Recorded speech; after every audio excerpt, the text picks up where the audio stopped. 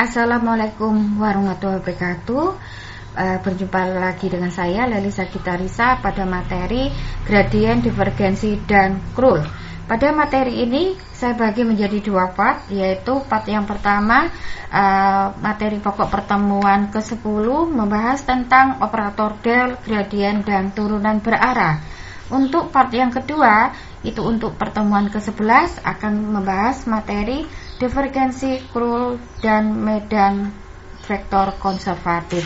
Oke, kita masuk pada materi operator del. Operator del merupakan operator pada diferensial vektor yang disimbolkan dengan nabla yang didefinisikan dalam bentuk turunan parsial. Nah, nabla di sini atau del itu dilambangkan seperti segitiga terbalik, yaitu dirumuskan turunan parsial ke xi ditambah turunan parsial ke yj ditambah turunan parsial ke zk. Operator del ini bermanfaat untuk mencari gradien, divergensi, dan krul. Tahukah kalian, pada saat SD kita pernah melakukan suatu percobaan berkaitan dengan penggaris yang kita gosokkan pada rambut kita. Nah, itu berkaitan dengan adanya gaya listrik. Apabila penggaris digosokkan ke rambut kemudian didekatkan pada potongan kertas, maka potongan kertas tersebut akan ditarik ke penggaris plastik. Gaya-gaya listrik yang terjadi, gaya tarik-menarik yang terjadi tersebut disebut gaya listrik. Gaya listrik di sini terjadi karena adanya kekuatan medan listrik. Penggaris yang digosokkan pada rambut akan bermuatan negatif. Penggaris didekatkan ke potongan kertas yang bermuatan positif, sehingga antara penggaris akan menarik potongan kertas tersebut. Jadi, gaya listrik di sini dapat didefinisikan sebagai gaya tarik-menarik atau tolak-menolak yang muncul akibat dua benda bermuatan listrik. Untuk mencari gaya listrik dapat digunakan rumus gradien dari fungsi skalar, di mana fungsi skalarnya adalah potensial dari medan gravitasi. Gradien.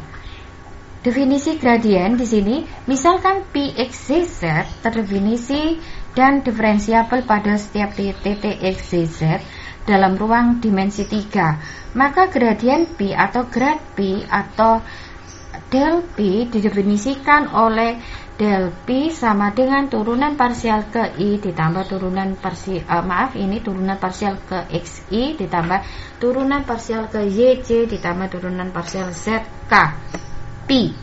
Kemudian ini kita kalikan satu persatu, del P ke turunan parsial P ke x I ditambah turunan parsial P ke yj ditambah dengan turunan parsial P ke zk.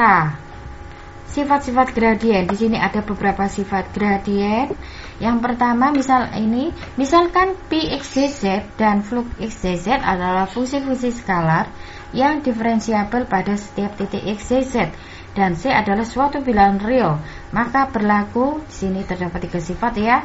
Del P plus flux sama dengan del P tambah del flux. Ini kita kalikan satu persatu. Yang kedua, del kali C kali B sama dengan C nya konstanta ya, ini bilangan real. Ini kita keluarkan sama dengan del P. Yang ketiga, del P kali flux sama dengan del ini P kali del flux ditambah flux kali del P. Ini ada pembuktian. Yang pertama, del P plus flux. Nah, berarti ini kita turunkan fungsi ini ke x, turunan parsial ke xi ditambah kita turunkan fungsi ini ke parsial ke yj ditambah kita turunkan fungsi ini ke parsial ke zk. Kemudian kita kalikan satu persatu. Ini del P per del x ya. Ini turunan parsial P ke x ditambah turunan flux ke xi ditambah turunan P ke yj ditambah di sini turunan flux ke z ya. Ini J. Kemudian yang ini turunan P ke Z ditambah turunan flux ke ZK. Kemudian kita kalikan satu persatu lagi. Ini kalikan fungsinya ke I, ini ke I, ini ke J, ini ke J, ini juga ke J, ini ke K, ini ke K. Kemudian yang mengandung pi, ini pi, kita kumpulkan jadi satu. Yang flux, ini flux, kita kumpulkan jadi satu. Nah, tidak lain di sini adalah del pi, yang ini tidak lain adalah del flux. Terbukti. Yang pembuktian yang kedua, del C kali pi. Nah, tidak lain ini kita turunkan parsial ke XI ditambah kita turunkan parsial ke YJ ditambah kita turunkan parsial ke ZK. Kemudian ini C-nya dikeluarkan. Ini konsepnya hampir sama seperti pembuktian nomor 1 ya. Nah, ini nah, nanti bisa kalian pelajari untuk yang pembuktian kedua. Yang ketiga coba dikerjakan. Turunan berarah. Rumus gradien dikembangkan untuk mendefinisikan turunan berarah, yaitu misalkan pi diferensiabel di XYZ, maka pi memiliki turunan berarah di XYZ pada arah vektor satuan. U sama dengan U1i ditambah U2j tambah U3k yang diberikan oleh turunan berarah pi sama dengan del pi kali U. Jadi di sini turunan berarah, di sini dirumuskan del pi kali U. Bagaimana mencari harga maksimum dari turunan berarah? Di sini pertama kita lihat definisi perkalian titik vektor. Dari definisi perkalian titik vektor, di sini diperoleh bahwa turunan berarah pi sama dengan del pi kali U, yaitu tidak lain adalah besarnya del pi kali del U kali cos pi. Di mana di sini pi adalah sudut antara del pi dan U. Karena U di sini vektor satuan, maka besarnya U sama dengan 1. Sehingga di sini turunan berarah pi itu sama dengan besarnya pi kali cos theta. Nah, karena di sini yang akan kita cari itu nilai maksimum, maka cos theta sama dengan 1, sehingga tetanya adalah 0. Sehingga dapat kita simpulkan bahwa harga maksimum dari turunan berarah itu tidak lain adalah besar dari del pi. Agar lebih memahami materi di atas, ini ada beberapa contoh yang bisa kita bahas. Yang pertama, jika pi sama dengan 2xz pangkat 4 min x kuadrat y, carilah del pi dan besar del pi pada titik 2 min 2, 1. Langkah pertama, kita cari dulu del pi-nya. Kita turunkan di sini turunan parsial ke x I ditambah kita turunkan parsial ke YJ ditambah dengan kita turunkan parsial ke ZK. Kalau kita turunkan parsial ke X, berarti kita anggap selain X variabel X itu konstanta. Sehingga di sini turunannya adalah 2Z pangkat 4 min ini ke X ya. Berarti turunannya adalah 2XY. Jangan lupa I. Min di sini kita turunkan parsial ke Y. Berarti ini tidak mengandung variabel Y, berarti dianggap suatu konstanta. Berarti 0 turunannya ini adalah min 2X. Turunannya ini adalah X kuadrat. Turunkan ke Y ya, turunkan parsial ke Y. Jangan lupa J.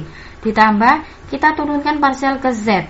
Berarti turunannya adalah 8XZ pangkat 3. Karena ini tidak mengandung variabel Z, berarti 0 turunannya. Jangan lupa diberi K. Nah, kemudian di sini setelah disederhanakan ya, di sini kita masukkan, karena ini kita cari del pi-nya pada titik 2 min 2, 1, berarti kita masukkan Z-nya kita ganti 1, X-nya kita ganti 2, Y-nya kita ganti min 2, Z-nya kita ganti 1, sehingga didapatkan 10I min 4J plus 16K. Kemudian pertanyaan selanjutnya yang ditanyakan besar del pi, berarti tidak lain yaitu akar 10 kuadrat ditambah min 4 kuadrat ditambah 16 kuadrat. Sehingga kalau kita sederhanakan hasilnya 2 akar 93. Contoh yang kedua, jika XYZ itu sama dengan besar R pangkat N, di mana R sama dengan XI ditambah YJ ditambah ZK, tentukan del pi-nya. Nah, kita cari dulu besar R, berarti tidak lain adalah akar ini dikuadratkan, X kuadrat tambah Y kuadrat tambah Z kuadrat. Sehingga di sini untuk mencari del pi itu adalah ini kita parsialkan, turunkan parsial ke X, jangan lupa pangkat N ya, berarti nanti pangkat N per 2. Kenapa ini N per 2? Karena bentuknya bentuk akar. Ini pangkat N per akar 2 berarti per 2. Berarti kita turunkan parsial ke X, ditambah ini kita turunkan parsial ke Y, kemudian ditambah ini kita turunkan parsial ke Z, ya, K. Kemudian setelah diturunkan, ya, nanti coba ya dicoba di sini contoh 2 sehingga hasilnya seperti ini. Contoh 3. Tentukan turunan berarah fungsi P XYZ sama dengan XZ kuadrat XY kuadrat Z arah vektor U I ditambah 2J tambah 2K pada titik 112. Nah, misalkan di sini U merupakan suatu vektor satuan dalam arah U. U sama dengan U per besar U. U sendiri sudah ada di sini, U tambah 2I ditambah 2J tambah 2K per besar U, berarti akar ini 1 kuadrat tambah 2 kuadrat tambah 2 kuadrat, ya. Berarti akar di sini akar 9. Ini 1 kuadrat, kalau nggak tuliskan 1 ya. Tambah 2 kuadrat 4, ini 2 kuadrat 4. Akar ini total 9, akar 9 3. Berarti 1 per 3I ditambah 2 per 3J ditambah 2 per 3K. Nah, untuk mencari besarnya vektor berarah, turunan berarah itu del P kali U. Berarti di sini besarnya ini kita turunkan ke X, turunan parsial ke X ditambah ini diturunkan parsial ke Y, J ditambah ini diturunkan parsial ke K. U-nya tidak lain adalah ini, sudah kita hitung. Kemudian kita kalikan 1 per ini, ya. Kita turunkan parsial dulu. Hasilnya setelah diturunkan parsial ini hasilnya adalah Y kuadrat ZI. Ini turunkan parsial ke Y, hasilnya 2XY ZI ZJ, maaf. Ini kita turunkan parsial ke Z, hasilnya XY kuadrat K. Kemudian kita kalikan dengan U, ya, dalam arah U. Nah, karena ini perkalian dot, berarti kalikan ini dikalikan ini ditambah ini dikalikan ini ditambah ini dikalikan ini, hasilnya ini. Ya, kemudian karena di sini pada titik 112, berarti maksudnya apa? Setiap nilai X kita ganti 1, Y-nya 1, Z-nya di sini ganti 2, sehingga didapat hasil 4. Maka turunan berarahnya adalah 4. Untuk lebih paham mengenai materi dan soal yang sudah kita bahas, di sini ada beberapa soal bisa kalian kerjakan. Di sini ada 7 soal. Coba kalian kerjakan dulu, nanti hasilnya akan kita diskusikan bersama. Cukup sekian materi hari ini. Saya akhiri. Wassalamualaikum warahmatullahi wabarakatuh.